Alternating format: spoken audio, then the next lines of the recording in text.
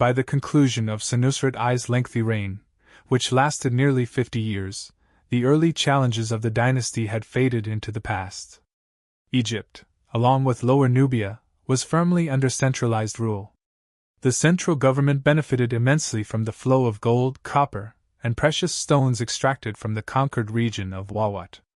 These materials were delivered to royal workshops, where skilled artisans transformed them into exquisite jewelry, sculptures, and decorative objects.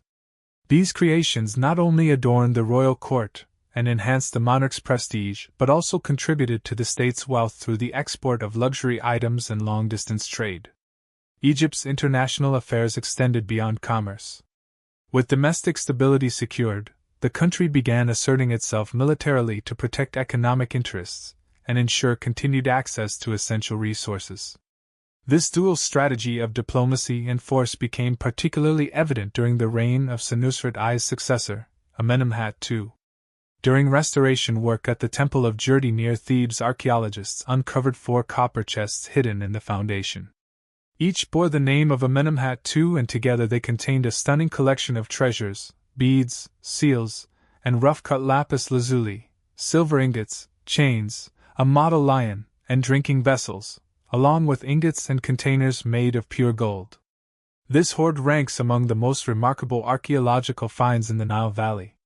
Even more fascinating than the treasure itself were the trade networks it reflected. The lapis lazuli originated from Mesopotamia and the distant mines of Badakhshan, while the silver cups, in Minoan style, likely came from Crete or a Minoan trading enclave in Syria. A more recent discovery further highlights Egypt's outward-looking policies during the mid-12th dynasty. A stone block found in Memphis contains excerpts from the Annals of Amenemhat II, offering a detailed record of royal activities in the early years of his rule. Among the expected references to religious ceremonies and the installation of cult statues, several surprising entries detail military expeditions to faraway lands. One such entry states, "An expedition was sent alongside the overseer of infantry to devastate Asia, resulting in substantial loot including silver, gold, livestock, and Asiatic slaves." Another campaign in Lebanon brought back similar spoils, along with valuable conifer wood and aromatic oils. Perhaps most intriguing is the record of a mission in which infantry forces returned after attacking the lands of Iwa and Iaz. These regions contributed bronze, malachite, timber, and slaves as tribute. While the exact location of Iwa is uncertain, it may correspond to Ura, a site on the southeastern coast of present-day Turkey. If this identification is correct, it would mark the only known instance of an Egyptian military incursion into Asia Minor during this period. Iaz is even more mysterious. Given its production of 2 copper-based resources and the form of its name, it is likely that Iaz refers to Cyprus. Under Amenemhat II, Egypt had already established itself as a significant force in the geopolitics of the eastern Mediterranean. According to historical records, the expeditions abroad brought back thousands of slaves. These individuals were forcibly relocated to the Nile Valley, where they were employed on royal estates and drafted into state construction projects. This mass resettlement significantly altered the ethnic composition of Egypt's population and set in motion long-term effects that could not have been anticipated. A particularly large group of Asiatic captives was settled in the newly established town of Kahan. Built by Senusret II, successor to Amenemhat II, Kahan was designed to accommodate the workers associated with his nearby pyramid complex. The town's layout reflected a high level of centralized planning.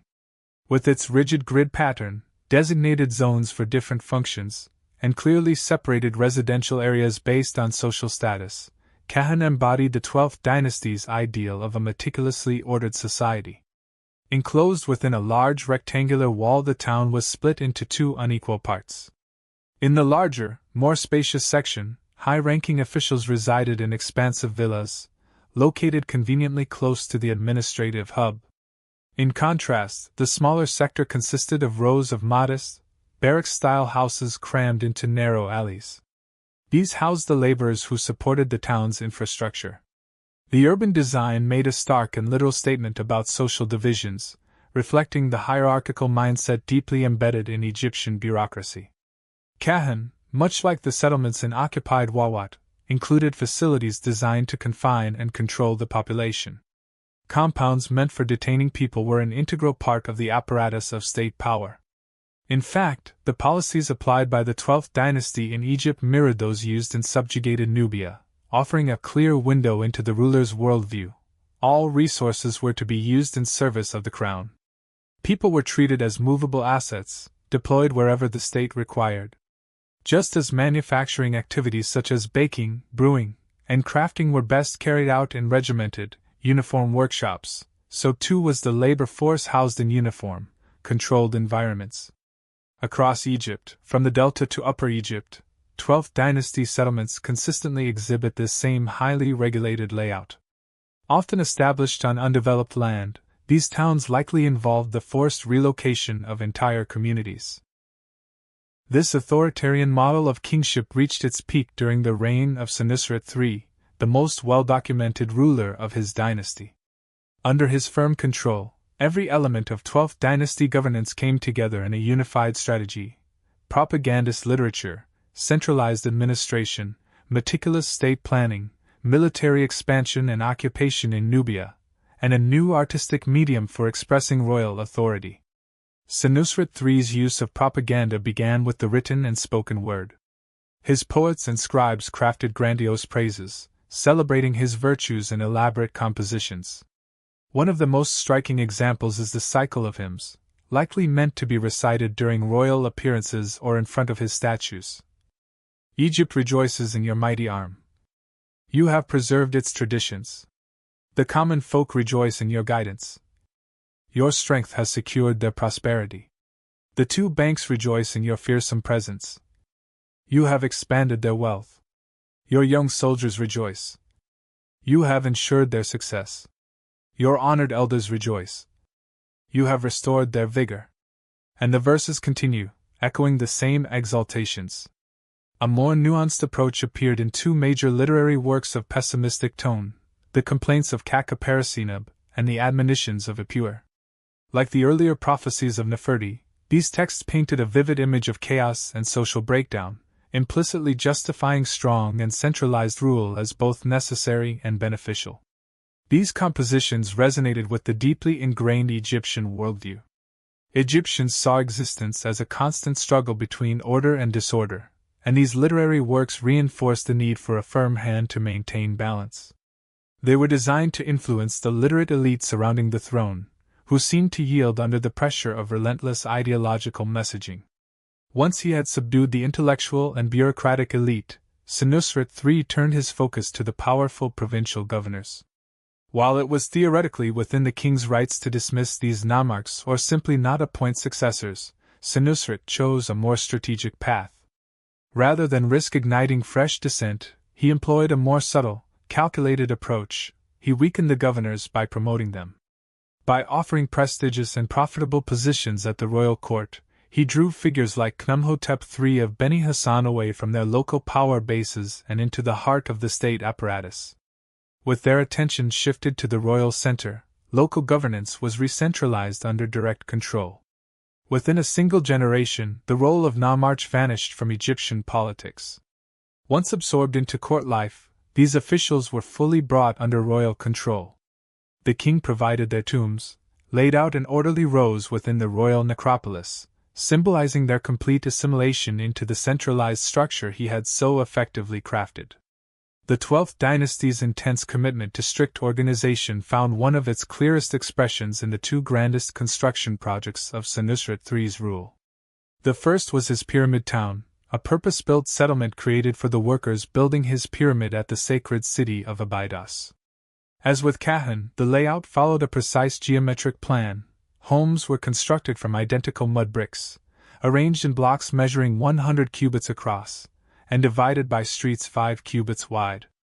Predictably, the upper classes were granted the most desirable plots while the rest of the population was crowded into smaller dwellings in less favorable areas. The settlement was officially called Wasyuti Kakura Masai Karuemabidas, meaning enduring are the places of Kakura, Senusret III's throne name, the justified, in Abydos. For everyday use, the locals wisely shortened it to Wasyuti. Senusret III's most intense and strategic effort, however, was concentrated in Nubia.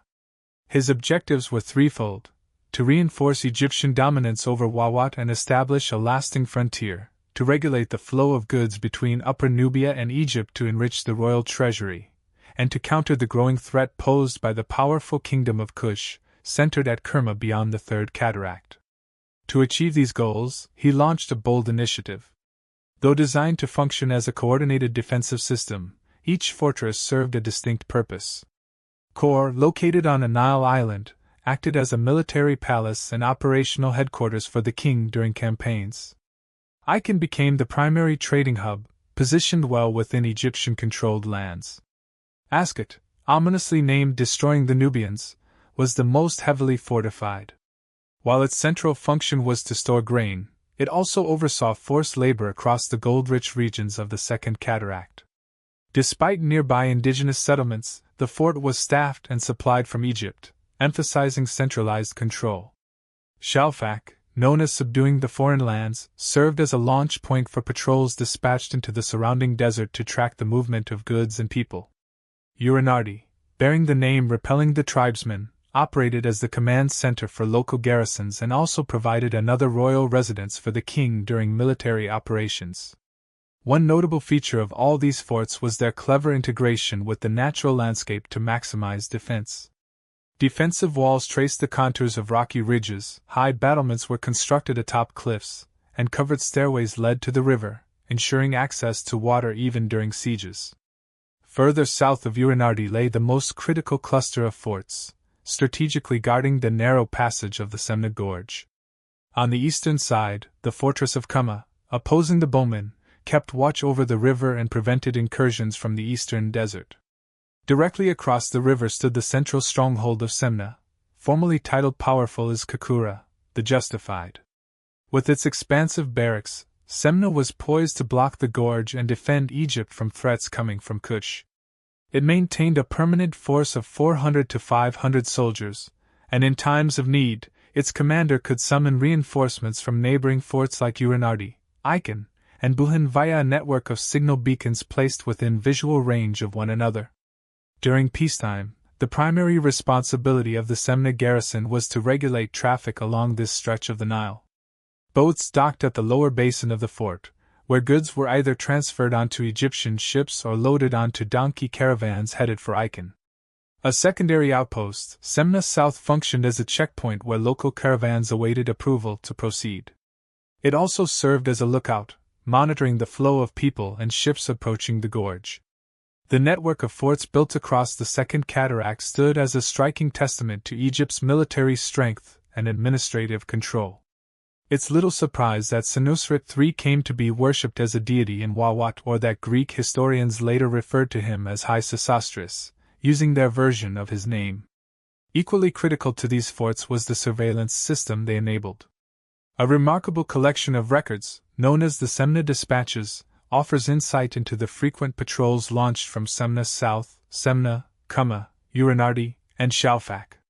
These reports, sent to the local commander, reveal an atmosphere of intense vigilance, bordering on paranoia. Patrols routinely stopped and interrogated groups of Nubians, ensuring that anyone without a valid reason to be in Egyptian-held territory was turned back across the border. A typical report reads, "The patrol that set out to patrol the edge of the desert has returned and reported. We found the tracks of 32 men and 3 donkeys." Each dispatch concluded with a standardized reassurance: all matters within the king's domain, life, prosperity, health, are secure. This repetitive phrasing reflects an underlying anxiety, a strong desire to affirm that everything remained under control. The Egyptian government's strict stance was not an overreaction but rather consistent with the 12th dynasty's deep-rooted preoccupation with order and security. In hindsight, their concerns about threats from Kush were entirely justified. Egypt's southern rival was affluent, militarily capable, and envious of Egyptian influence. To inspire unwavering loyalty among his troops, Senusret III commissioned a large stela within the fortress at Semna. It bore a message encouraging soldiers to defend Egypt's holdings: to attack is brave, to retreat is disgraceful. Senusret also boasted of his brutal campaigns against the Nubians, claiming he had abducted women, seized their families, contaminated their wells, driven off livestock, destroyed barley, and set their crops ablaze. Such tactics reflected Egypt's ideal of total warfare.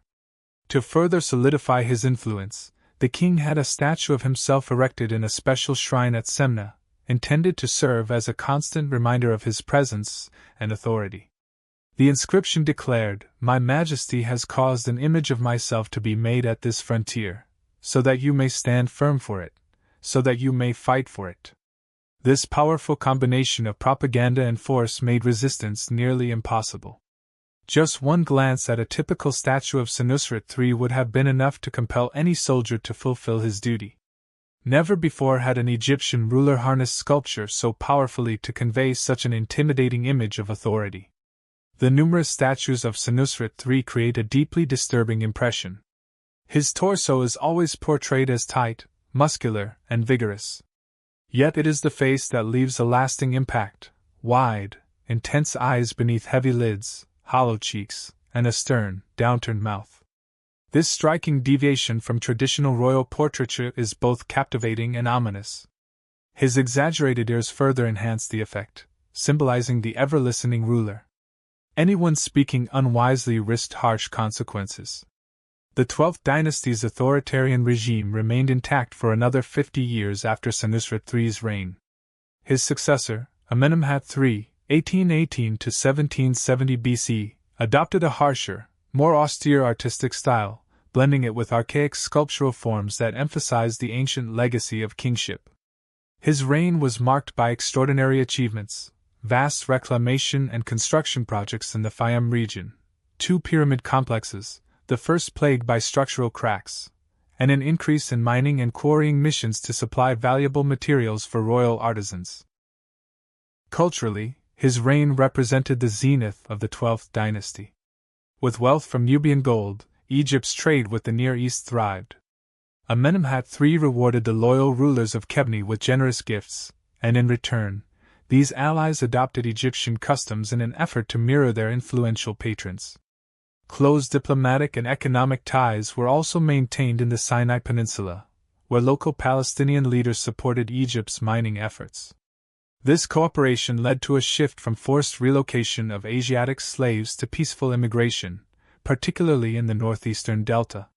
Semitic-speaking migrants from Sinai, skilled in desert travel, became valuable additions to Egypt's paramilitary police, especially in the western desert.